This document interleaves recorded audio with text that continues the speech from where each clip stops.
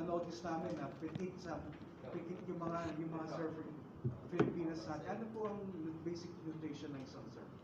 Para sa akin lang po is gulay talaga. Mahilig po talaga ako sa gulay. Hindi po talaga ako nag-meat. Ganun. Never po nag-meat. Gulay din. Pinakbet! Ako minus na pag-doon. It's something also we have to educate the coaches as well. Yung tamang tamang food for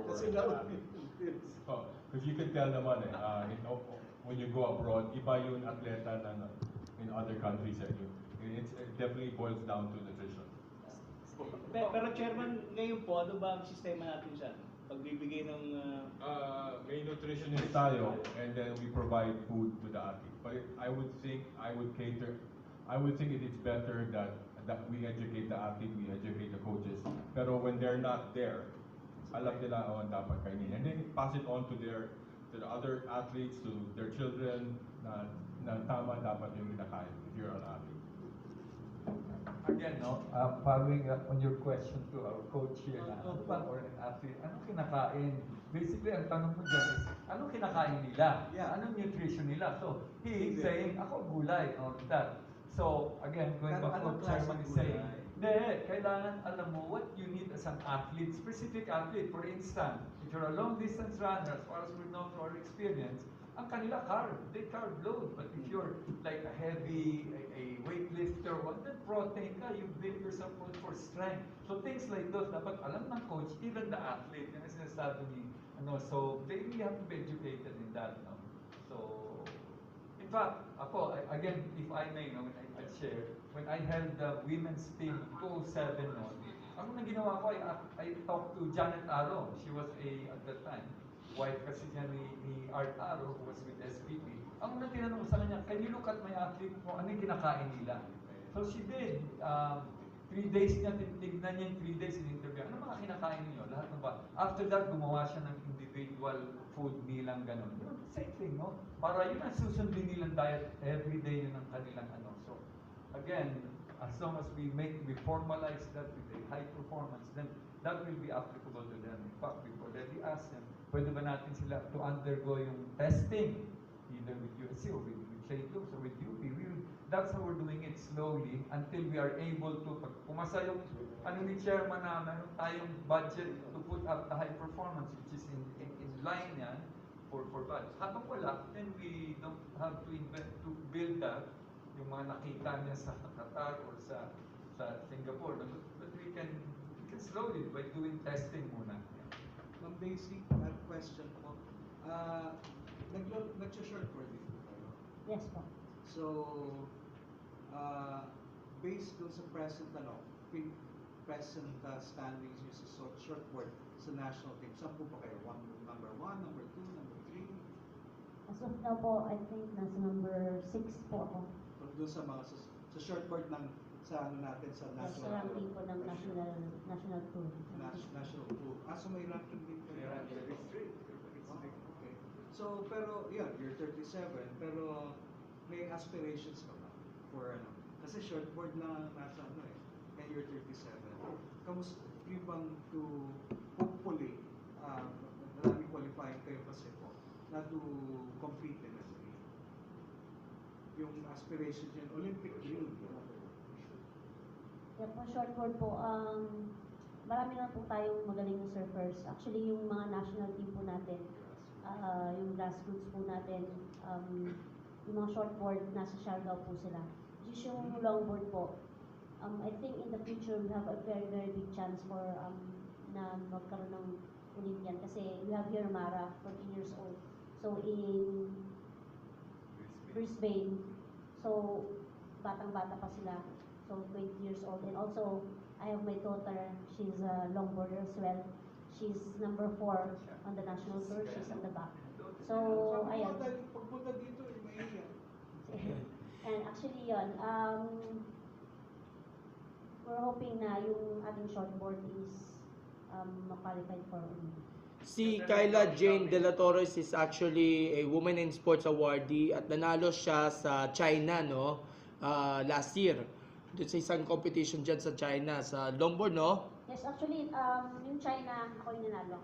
Siya sa Korea. Ah, sa Korea. Sa Wain class. No. May news ka na ba? Daisy, tell us ikaw, are you still looking at the basketball Olympics May 2028? Ikaw mismo, kasi sabi mo, we have a bright future kasi meron tayong mga young. Pero ikaw mismo, kasi based on your current condition now, do you think a stint sa LA Olympics is still a possibility for you? It's hard to say kasi po, yung mga papadala po natin sa qualifying sa ISA on September, which is yung po yung mga ranking from the national tour.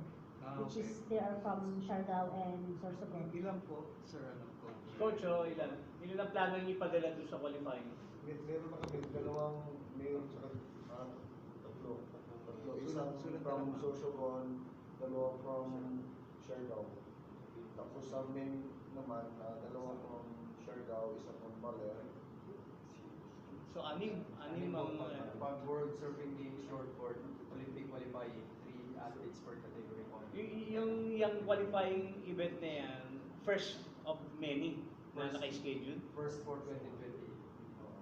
So marami pang chance naman, no? Qualify for Opo, may 2 years pa tayo sa ISA Games. So anong qualifying pathway, in other words, sa shortboard? Shortboard po, ang qualifying Anong process, in ang other process words? ng qualifying, mas mahirap po kasi pag sa surfing. Kasi per region sila, continental per region. So, pag sinabi ng World Federation na sa Asia, may slot lang kami for 4, ang titingnan po nun is professional surfing.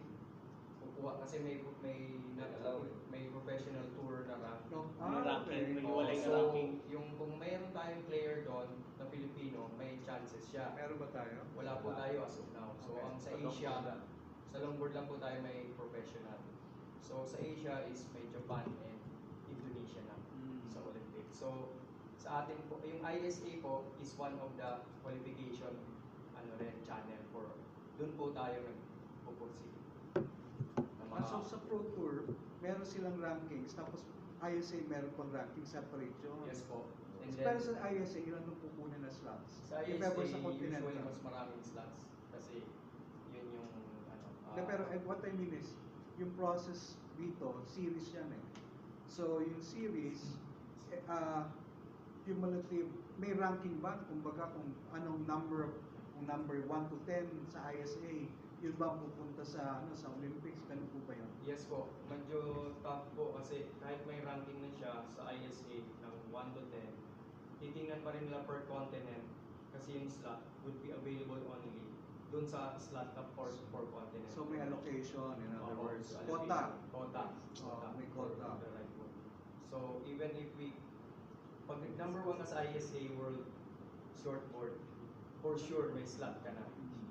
Regardless of quota ng per country. Kung Kasi number 1 ka. number 1 ka. Pero Kasi pagka you- below both 1, men and hindi women. ka sigurado. both men and women. Kaya pero pag below 1 ka, hindi Pag ka pa rin below 1 sure. ka, titingnan nila yung rank mo. Pag walang nakapasok doon na same continent, Tsaka ka and lang then pasok ka sa pwede. quota, sa kanila i-acquire mo. Okay. Coach, paano ang adjustment nyo sa training? Kung, guys, sa La Union, seasonal ba ang alon dyan o regular lang? Sa Siargao, seasonal din ba? Paano yun? Kailangan nyo ang alon, di ba, pag nagka-training? Paano ang adjustment ng training nyo? Yes, po, Kung sir. walang alon dito sa Siargao o sa... Yes, po, ito po yan. Actually, we have 5 camps for the national team. So we have La Union, Sorsogon, Baler, Siargao, and sometimes meron tayo sa Daet din. So, for the year, all year round naman ang surfing sa Pilipinas. Lumilipat lang kami per season. Abagan season, nasa west kami. Yung amihan season naman, nasa east kami, sa Pacific side. So, lahat ng athletes natin, minsan, pag walang alon sa kanila, pupunta sa Siargao para makapag-training. Otherwise, they put into their time yung gym, strengthening, and swimming. Lahat ng multi-sport na pwede nilang gawin. Punta ako sa Catanduanes. So, 1 hour away from Catanduanes. May mga surfing spots. The Russians, the Koreans were all there. Yes po, Chairman, may madami po pa tayo mga